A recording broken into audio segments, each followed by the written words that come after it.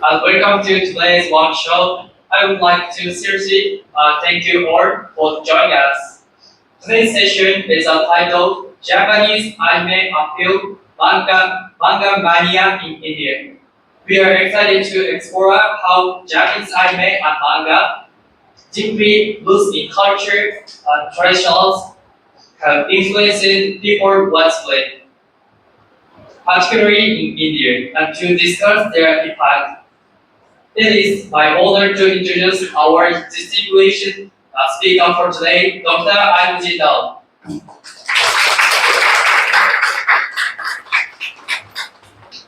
Dr. Jindal is artist, scholar, and a curator, holding a PhD in art history from the Nation Museum Institute, New Delhi. As a Japan Foundation Fellow, she conducted her PhD research at Doshisha University in Kyoto, specializing in the 15th century Zen Wonku pioneer Seishu Tokyo's in Beijing. She is also a former professor at the National Institute of the Fashion Technology in Delhi. She was a visiting research scholar at the International Research Center for the Japanese Art, Kyoto, Japan. Now, I would like to introduce more attendees with us. We have Mr. Rashi Jindal, Mrs. Answari Jindal, Dr. Junia and Ms. Sonia Junia, Ms. Kavita Gupta and Mr. Ayush Karat. Please give them a huge round of applause. Now, I would like to introduce our special guest, Dr. Malay. He is a distinguished academician and historian. He is a gold medalist in ancient Indian history. He is a renowned researcher on caste and untouchability in early India. He is an esteemed lecturer at top institutions like Cambridge and SOAS University of London. He is the editor for BBC World Service and major India media houses. And now, he is the current head of the Department of History at our St. Stephen's College, New Delhi.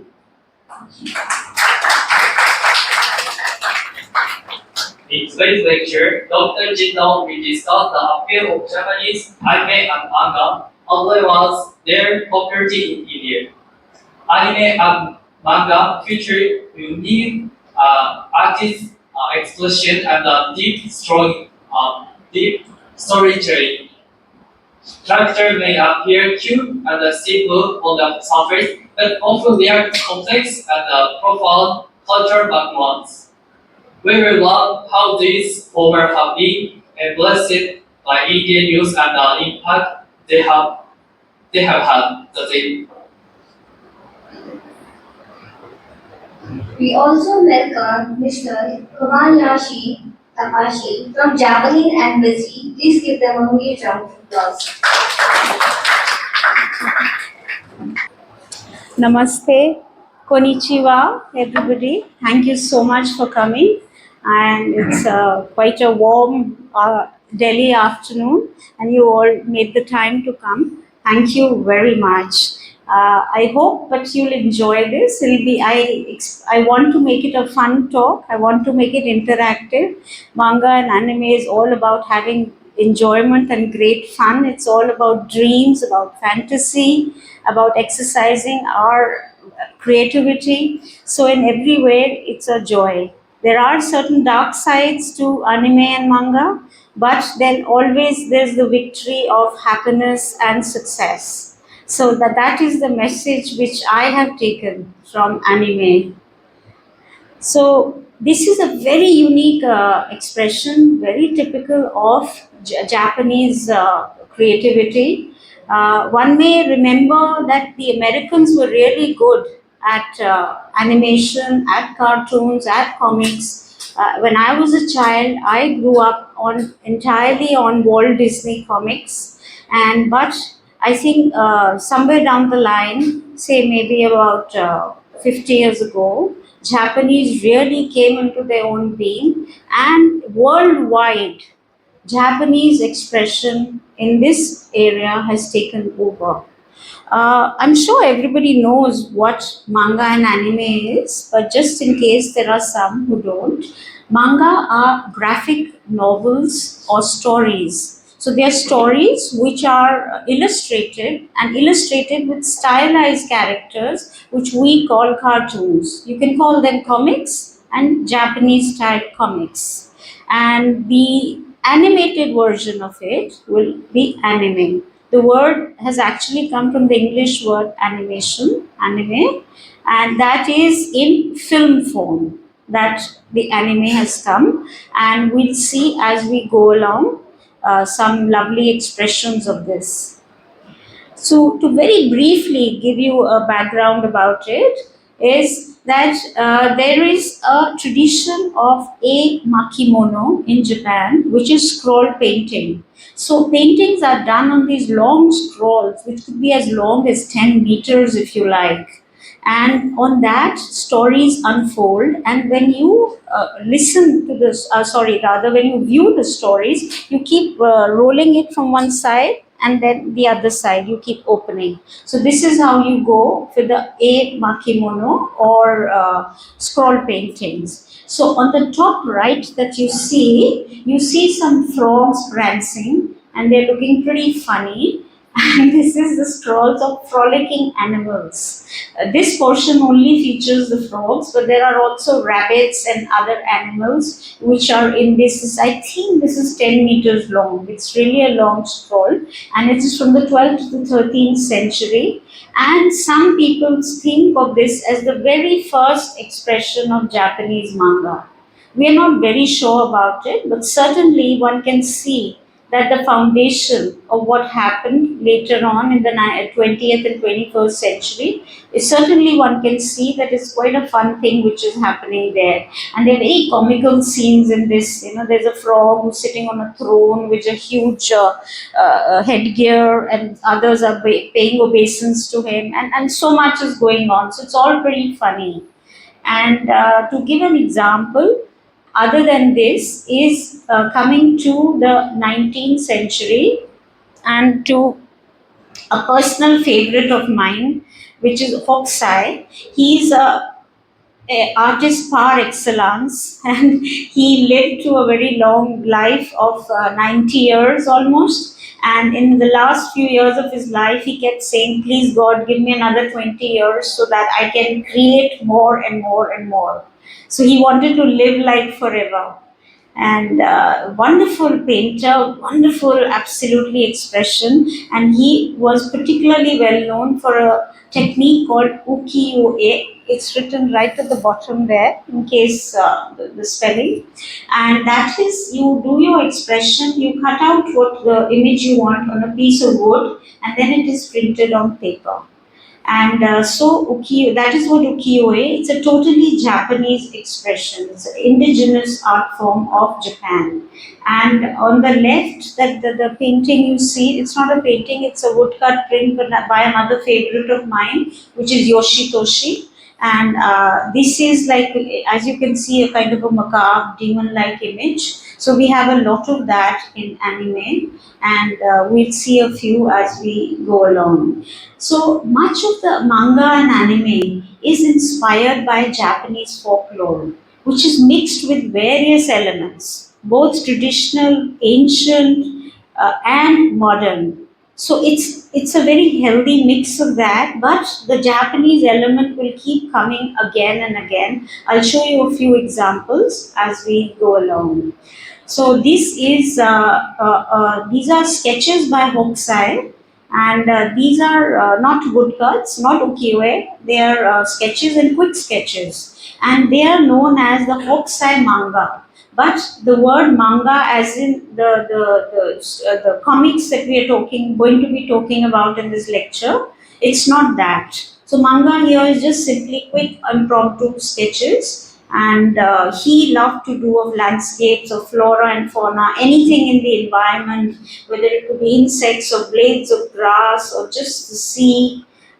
he was like quite an incredible creator, and I'm very happy that one can take his example to talk about a very contemporary expression, which is anime.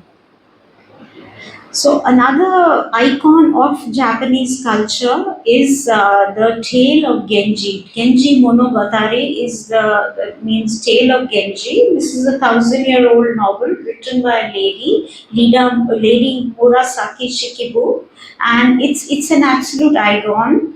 And it's the first novel written by a lady anywhere in the world, maybe. Okay, and this is the protagonist. He's an aristocrat, so the story goes around his travails at court and his many relationships and how love actually causes so much pain. And there are other characters, and this has been painted over and over again, again in scroll form.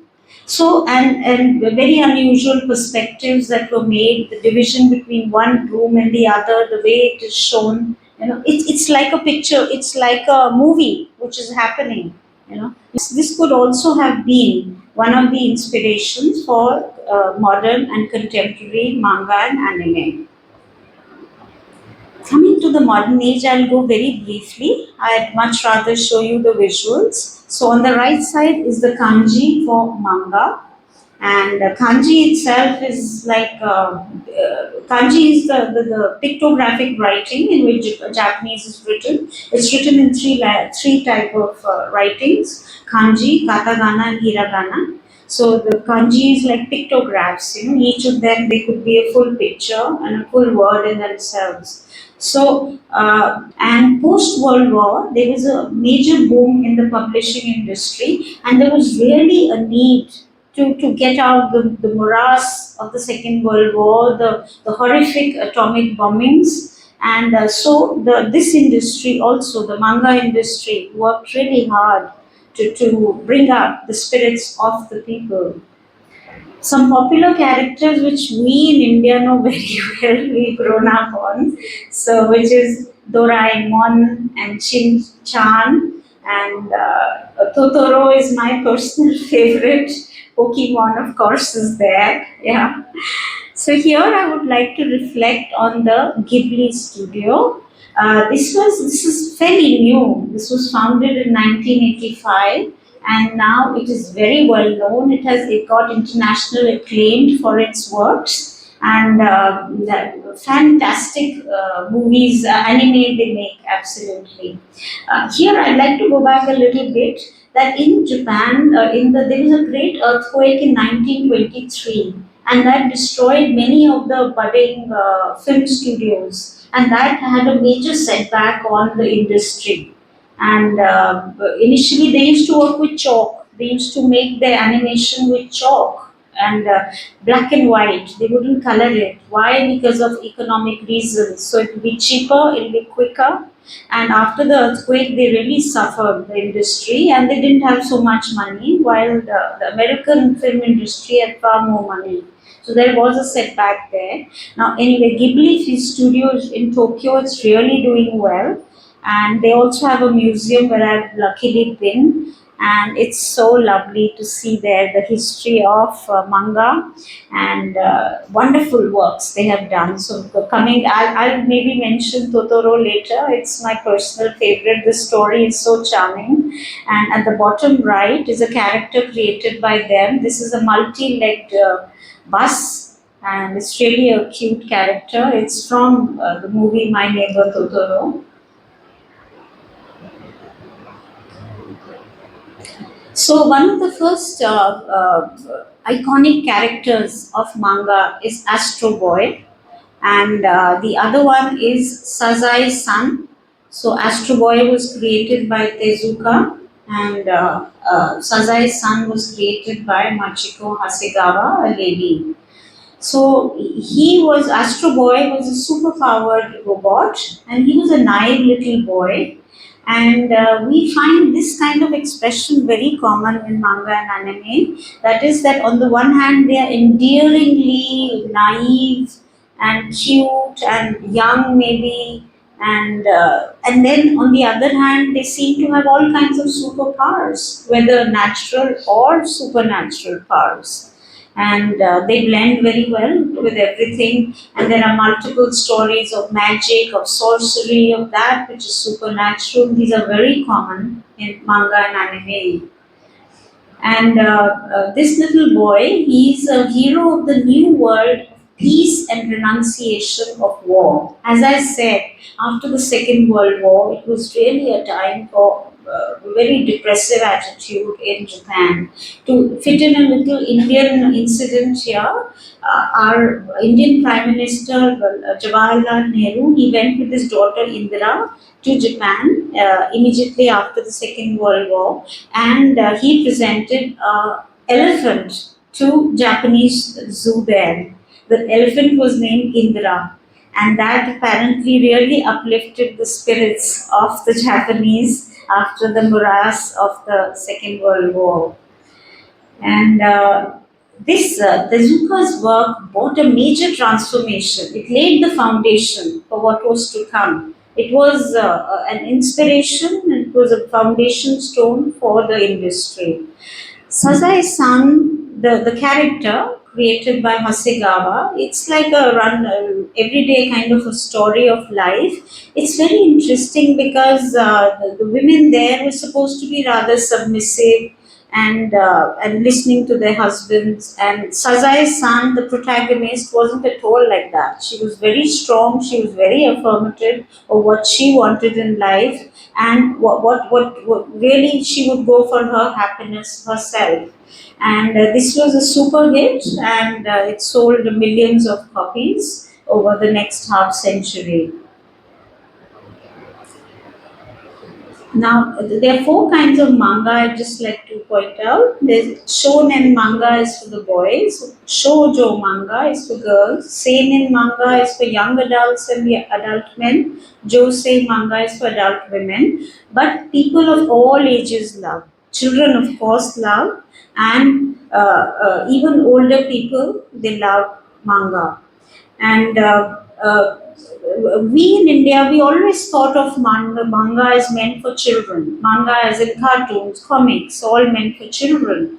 But it's not so anymore. Now, anime especially deals a lot with adult themes, a lot with violence, with war. But everything always kind of comes together to a happy conclusion. On the top left is a bookstore where you see rows and rows of books. This is in Tokyo, and students really love to read. You know? So you have all these manga books there. Because of the digital explosion, the written book is taking a back seat, but it's still very popular. I just went to Japan in April, and even now the bookshelves are still loaded with books. That was I was telling you a little history of manga. Now coming a bit to the history of anime, and so probably the first anime, so the film was Namakura Gatana. That's the picture on the right side of this samurai character, and he's bought a dull bladed sword and he's trying to test it. So obviously, if it's dull, if the blade is blunt, then what use is it? So it's obviously a kind of a tongue-in-cheek humor about it, and he looks rather comical if you look at it. And coming to a very, very important aspect, a powerful aspect of this genre is the narration, the themes. They're quite fantastic, you know, and they're very deep. There's, even if you look at children's themes like Doraemon, you know, it's a child who's actually trying to do good for his parents. So they are very deep and profound, and they are dealing with societal issues, with the problems of life, and how we can get out of it. So there is, at the end of it, there is always a positive solution which is given somehow. And apart from that, human relationships, friendships, love, how that goes, the trials of it, the negatives and the positives of that. a very healthy part of a very large part of anime is devoted to the surreal, to that which is fantastic, which is otherworldly, which is supernatural. And in this area, a lot is also borrowed from Japanese folklore. Uh, about Totoro, I said earlier I'll talk about James. Is actually trying to help his ill mother, and for that, he's assisted by a series of friends, and that is the fascinating part of the human relationships that I was talking about. Yeah, yeah.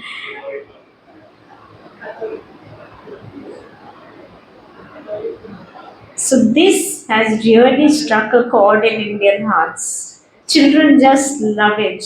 And I think even we adults, we can't be immune to the joy of this kind of expression. The visual portrayal of it is very unique. One is, which immediately strikes one, is that the eyes are always shown very large. I don't know if you guys have seen Powerpuff Girls. They were like absolutely round, huge. I should have put a picture here. Okay, so and in all of them, the nose can be small, the mouth is also small, which is contorted in all kinds of expressions always, and the visage is not necessarily Japanese. Yeah, and it's just kind of well, it could be anybody anywhere in the world, and the hair is also very striking. I find it very striking. It's very voluminous and it's very often very spiky, as if it's electrified. It's very common feature. Yeah. You note it yourself. Yeah.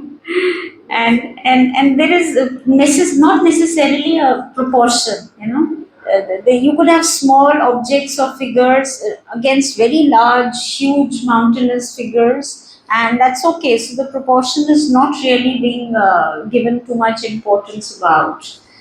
And a fascinating feature is the personification of abstract concepts, just emotions, then animals, of course, and even food, And I'd like to add a personal favorite of mine here, which is the concept of kawaii. So, kawaii is again a very Japanese love, let's say. So, literally translated, you could call it cute, okay, very sweet, okay, very childlike and very girly, if you like. But I think of it also as happiness. It's just to find happiness in the little things of life.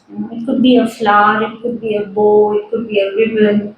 Yeah? And this is something which is universal. It's not necessarily only girls and little girls. I think all of us can relate to it. Maybe we don't want to reveal that we like it. But I think it's a very beautiful concept, that of kawaii. And I think that also has an influence in manga and anime. And the habitat which these characters inhabit, they are also very masterfully designed and created with a great deal of thought. Some are just earthly, some are from ancient Japan, some are supernatural, there's a sea world if you have. So, very fascinating habitats that are created by the creators of these manga and anime. Camera effects, Japanese are incredible. Computer graphics, they are incredible. In the olden times, the animation used to be done by chalk, and now a lot of it is done on the computer. Still, hand drawn are done, but it's largely on the computer. The Japanese are truly talented in this area. They're quite fantastic in it, and the cinematic effects that they use, the technical effects are absolutely mind blowing. I have already dwelt on this. Well, I'm an art historian and my PhD was in Japanese art. So, of course, I love history if it's connected with art. So, the cultural heritage, Japan has got a long history and a long, rich heritage and tradition and folklore and thinking and literature. So, a lot of that has been taken into manga and anime. So on the top right, that is actually in the shrine you tie these cards. So they have got the print on them in manga form. And then at the lower picture that you have, this is from the studio Ghibli, I think. Yeah, yeah. This is Chihiro and Haku, the river spirit from the anime Spirited Away. So this is taken from the concept of Shinto religion. Shinto is the ancient religion of Japan, where the concept of the kami is there, and the kami is resides everywhere, from tall mountains to rivers to the tiniest blade of grass. So it is imbued with the spirit of kami. That is what is the spirit of Shinto, and this is very often used in manga and anime. Another aspect of, I'm just taking a few, there are so many. The Japanese gates, you have the tori, they are featured very often, and so many other things from Japanese folklore and heritage are featured. I'm taking a few examples. So I'm going to take of the samurai. And so on the top right, that picture, that's an old painting of samurai. Now the samurai culture, one may imagine they're warriors. Yeah, of course they are warriors, but they also follow a very very strict code of conduct called the bushido. And the concept of virtue, of loyalty, of courage, of self control, of being totally loyal to your master, all these are really packed into them. And the samurai, along with being warriors, they're also great patrons of the arts. One may imagine the two don't match together. You would imagine they're very hard kind of headed people. But it was they all went in the traditional arts of tea ceremony, of haiku. Haiku is a form of poetry, 17 syllable poetry, waka is longer poetry, and the martial arts and calligraphy. So you have the beautiful kanji that the Japanese have, and to write it with black ink, that is called shodo. And so they were required to be also proficient on all these arts. Tea ceremony itself is a little abstract concept where you have tea in total silence, and it is a form of meditation. One may imagine that, how is this something which is otherworldly or exceptional? But one has to go through the process of a tea ceremony, experience it personally to understand. I recommend all of you to try it if possible anytime. So the samurai culture it still exists. The samurai per se, they probably are no longer there. We have the American movie, The Last Samurai, Tom Cruise in it, I think, you know. But the concepts of it still carry forth, and we see them very much so in anime and manga. So from samurai, the other example I want to give is of the ninja, also known as shinobi. So they are actually the spies of the king. And so they're supposed to kind of blend in and look like ordinary folks, with the public, but actually they are on their mission of spying, of course. And this has also died down in ninja culture, but we have it as a kind of a folklore which is still existing. And why I'm mentioning them is, and they practice various kinds of jutsu. Jutsu is technique. So, like I'll give example of one which is ninjutsu, and various mystical techniques. So that you have here, that is the chakura, and that is to go within and to kind of energize yourself with your own inner energy. And there are various kinds of jutsu. So I just mentioned one which is ninjutsu. Our favorite, which is ninja hattori. Kun is a word which is added to little boy, in Japan. So it's a wonderful, absolutely this thing manga, and so popular in India also. The anime and the manga, they have given rise to different products. These are now very interesting. So I thought, just like I'm talking about the ninja and the samurai, and there are these various characters: the yurei, the oni, and the yokai, ghost, demon, spirits. So they are supernatural, they are horrific, and there are various stories which are associated with them in Japanese legends and folklore. And according to the Japanese, all humans, they have a spirit or soul. And when the person died, that soul leaves the body. And if the rituals are done properly, then it will go to heaven, and then it will come back to you in the festival of Obon. Just like we in India have the Shraddh, which just got over 15 days ago. And so there also, that is a period of, Obon is the period of ancestor worship. So that is provided the spirit doesn't wander about. If it's not had a proper send off, then it will come and it will keep haunting human beings. And the yokai are also supernatural entities. So on the top left is the ukiyo print by Yoshitoshi, which is showing a yokai, and the bottom right is another by Kyosai. These are not manga. Yeah, these are just inspiration, just to show the spirits. So Hello Kitty is not considered a manga, but very much related to the same concept of how these characters are created. And we all know what a boom there has been in Hello Kitty products and how well it is consumed.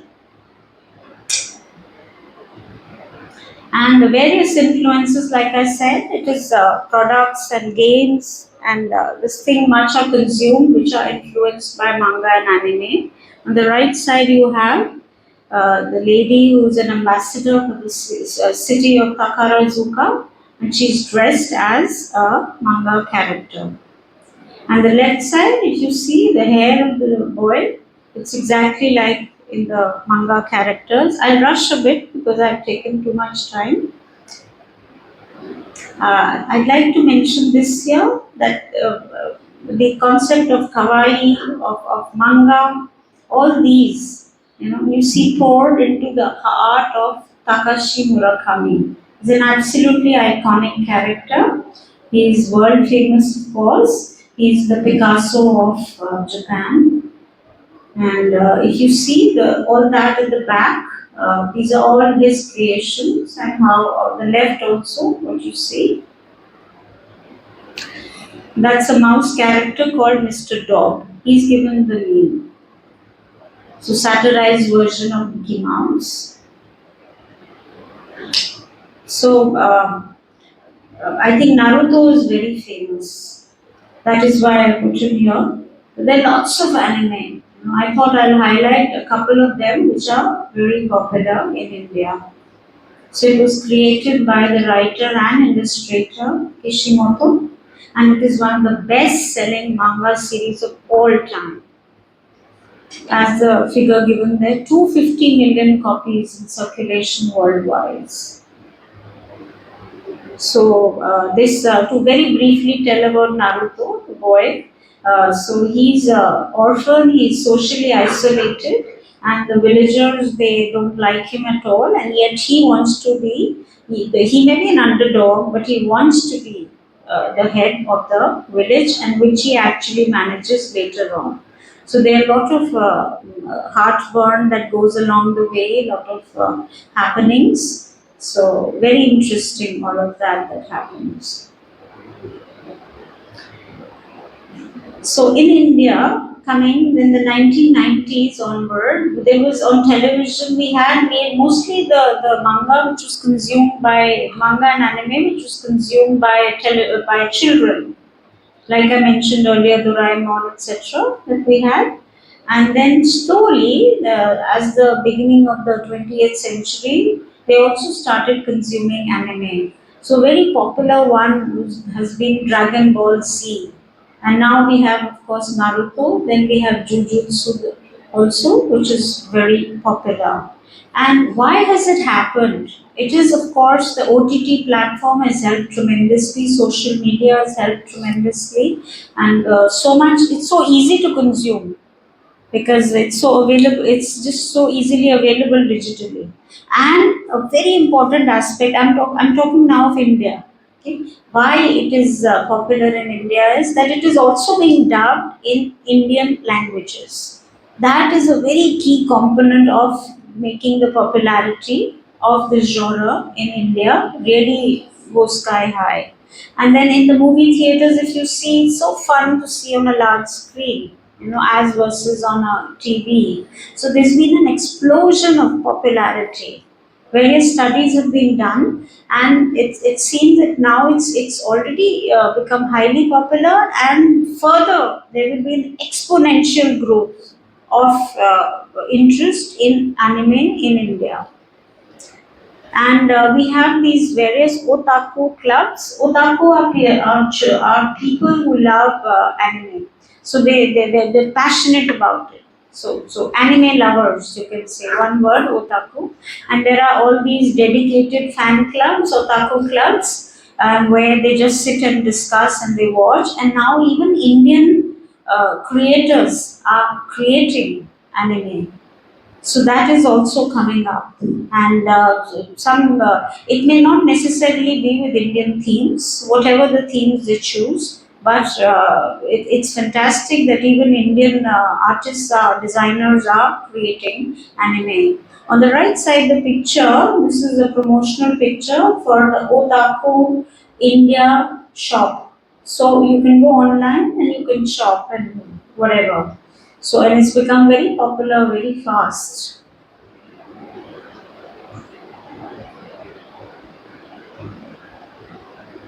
So cosplay is various platform, Netflix, Amazon Prime, all very they all showing anime heavily in India. So thanks to that, it's becoming very popular.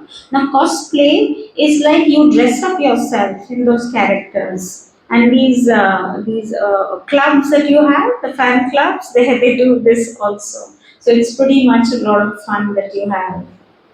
Jujutsu Kaisen is very popular in India. I showed this image earlier also.